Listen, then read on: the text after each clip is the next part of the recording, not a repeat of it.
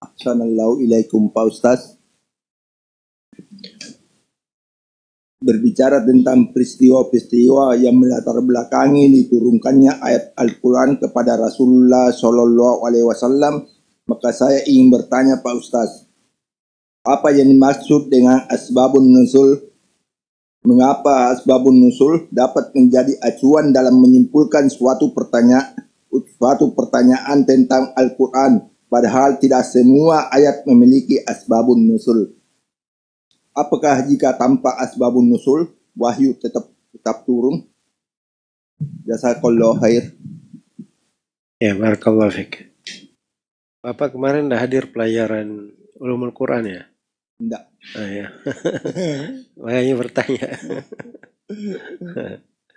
Baik. Yang kemarin kita terangkan ya di Doro Al-Manzumah Az-Zamzamiyah tentang Ulumul Quran. Ada di situ pembahasan asbabun nuzul. Ya.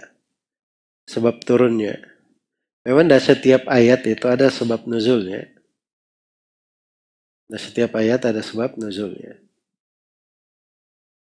Dan sebab nuzul, sebab turunnya ayat itu adalah anugerah Allah untuk umat ini.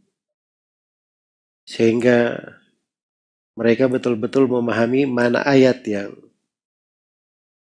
yang turun. Coba bayangkan ketika ada kejadian misalnya terjadi di tengah para sahabat, terus turun ayat terkait dengan kejadian itu. Maka ini kan semakin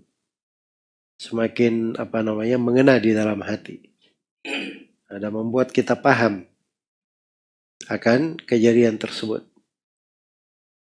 Jadi kalau misalnya kita baca ayat tentang 10 ayat yang turun terkait dengan Aisyah radhiyallahu anha. Innal ladzina ja'u bil ifki usbatun minkum. Sungguhnya orang yang datang dengan kedustaan, tuduhan dusta.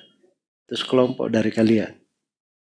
Nah, itu kan kita tidak tahu siapa orang-orangnya kecuali dengan mengetahui sebab nuzulnya. Ya ceritanya itu apa? Itu ada ceritanya panjang ya terkait dengan hal itu di riwayat Bukhari dan Muslim.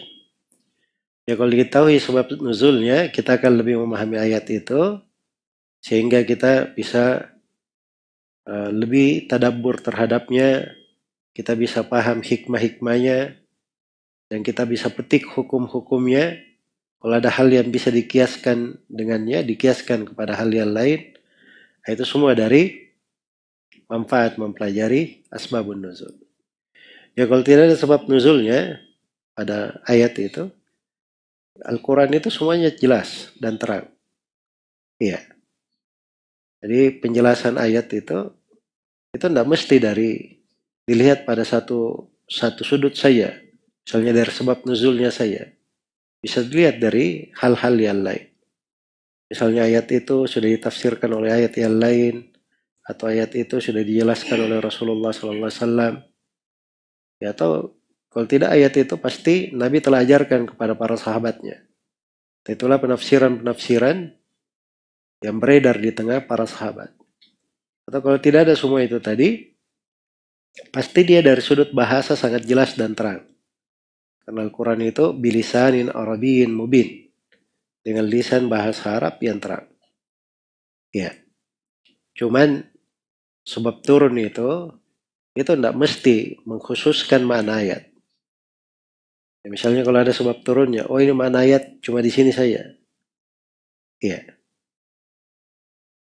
Karena itu pernah datang kepada Nabi SAW seorang lelaki, itu dalam hadits riwayat Bukhari dan Muslim. Orang ini berkata, ya Rasulullah, saya telah berbuat kesalahan, jatuh di dalam dosa. Ya, dia melihat seorang perempuan, terus dia tidak tahan dirinya, dia cium perempuan itu. Maka dia tanya apa yang wajib untuk saya lakukan. Maka Nabi SAW terdiam. Setelah itu turun wahyu kepada beliau. Aqimis salata tarafayil laili wa zulafan minan aqimis salata tarafayil nahari wa zulafan minal lail innal hasanati yudhibna sayyi'at. Tegakkanlah sholat di dua penghujung siang dan sesuatu dari kegelapan malam. Sesungguhnya kebaikan-kebaikan menghilangkan kejelekan-kejelekan. Di ayat ini kandungannya sholat 5 waktu itu menggugurkan apa? Dosa-dosa. Dan kejelekan-kejelekan itu akan hilang kalau seorang melakukan kebaikan sebagai penggantinya. Itu caranya. Maka sahabat ini bertanya, Rasulullah, ini ayat khusus untuk saya atau untuk seluruh umat ini? Kata Nabi SAW, nah ini untuk seluruh umat. Iya. Karena itu kata para ulama, dipetik kaidah libratu bi umumil lafaz la bi khususis sabab. Yang menjadi ukuran itu, menjadi ibrah adalah keumuman lafaz. Ya, kalau konteks ayatnya umum, ya mencakup semuanya, itu asalnya. Karena Al-Quran itu turun untuk semua umat. Nah, bukan dilihat pada sebabnya yang khusus. Sebabnya tadi kan cuma seorang sahabat ini. Ya, jadi mana ayat nggak terbatas pada dia. Itu mungkin yang bisa diterangkan, wallahu a'lam.